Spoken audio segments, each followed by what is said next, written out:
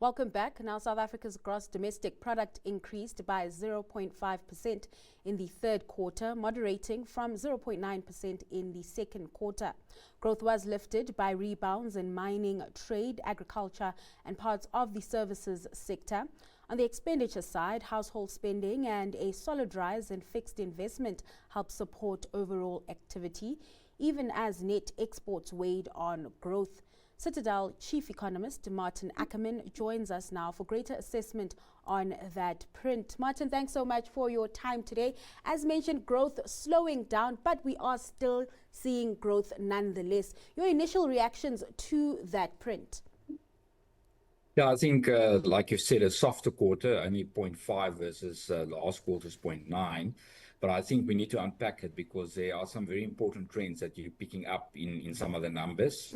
The annual growth, so the growth of the last 4 quarters, year on year, that's now 2.1. So we haven't seen a 2% number in a very long time. So that is encouraging, despite the softer third quarter. And then I think, what we're looking for is the fact that all industries actually, except for one, electricity generation, had a positive contribution. So if we can get the economy so that more sectors are actually growing and contributing to growth, even if it's soft, it just means that it is more sustainable. So that was very encouraging from that point. So encouraging print overall, managing to eke out growth in the third quarter. I wonder if it's enough, especially when compared to growth of the population. Maarten, you've spoken about this before, referring to it as a per capita recession. So the growth we're seeing, is it enough to support citizens? So we're getting there slowly. So, if we look at population growth is about 1.5%. For the last 5 years, we've battled to actually just grow at 1.5. So again, we're not growing faster than adding people to the economy.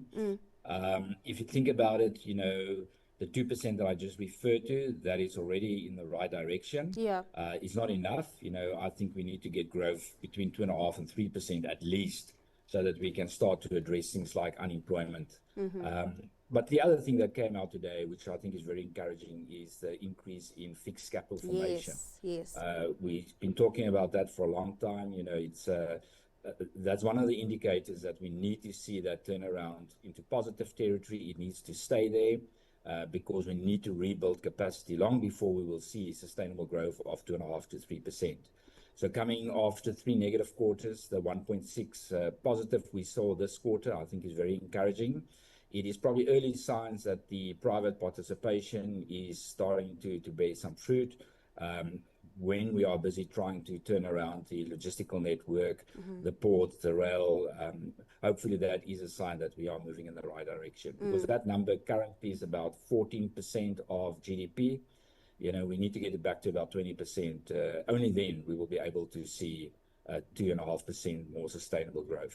So that was encouraging. That is definitely a step in the right direction. And of course, that fixed capital formation, a good sign when it comes to those structural reforms, so we can actually start funding these structural reforms. What I did find concerning within that particular figure was that most of it was coming from the public sector. We weren't seeing much participation from the private sector. Is that a concern to you, or is that just perhaps a sign that we are probably going to see more participation from the private sector? No, so a lot of those projects are new. Some of them are still under tender. And we know that the private participation is quite new. So I believe that will still come. The private sector is sitting with a lot of cash that are ready to be deployed into these kind of projects. And for them, there's a major profit incentive. If we look at Eskom and, private sector investments with the tax incentive that we receive on the back of putting on solar for business. But there's a clear indication that a model like that is working and we can solve those problems. So I think it's the beginning, hopefully, of this kind of turnaround. And there we need the government of national unity to stay together and push hard in terms of the reform that's currently in the pipeline, so that we can see these results going forward. And I think one of our biggest issue here has been trying to turn sentiment into real growth. And it seems like we're slowly getting there. Now, with that being said, Maarten, are your growth expectations for 2025 still below 1%? Treasury recently lowered its forecast to 1.2%. But on the other hand, we saw the SARB actually increasing its growth forecast for the year to 1.3%. Yeah, so we think 2025, we still need the fourth quarter, but that is probably going to be around about 1%, still unfortunately. It was a much better year in terms of some of the tailwinds from the commodities.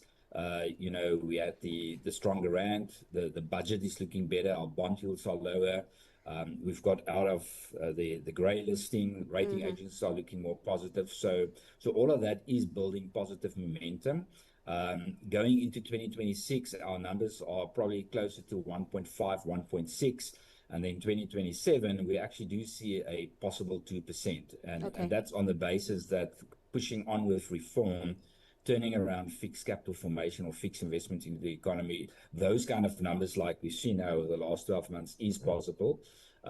But I think more importantly is we actually want more than that to actually start addressing things like unemployment.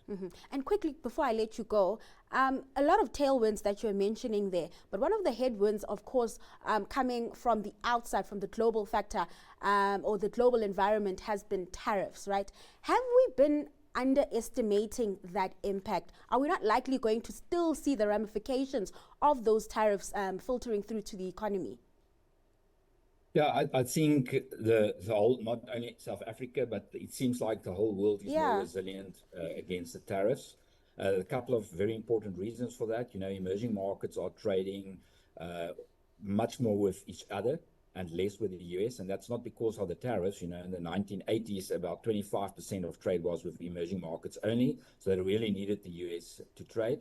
Today, that number is about 50-50, and it will probably be 60%. So emerging markets, including South Africa, we just trade more with our peer group in the emerging market space, and therefore we're less reliant on the US. In South Africa specifically, only 8% of our exports are going to the States. Half of that is duty-free because that's things like gold and platinum that they want. And the other half of that, so we're talking about 4% of total exports that's going there. There are some tariffs on them. I think it is important, but it's definitely not going to derail our economy. In fact, we are picking up other trading partners where we can also export that. Africa's on our doorstep. As a collective, they're actually as important. And a lot of those food exports, agricultural products, can also go to Africa or Europe. So I think the world's been adjusting quite fast in terms of these tariffs, and that's why the expected impact was much lower. All right, let's leave it there. Thank you so much for your time and just unpacking that print for us. That was Maarten Ackerman, Chief Economist at Citadel.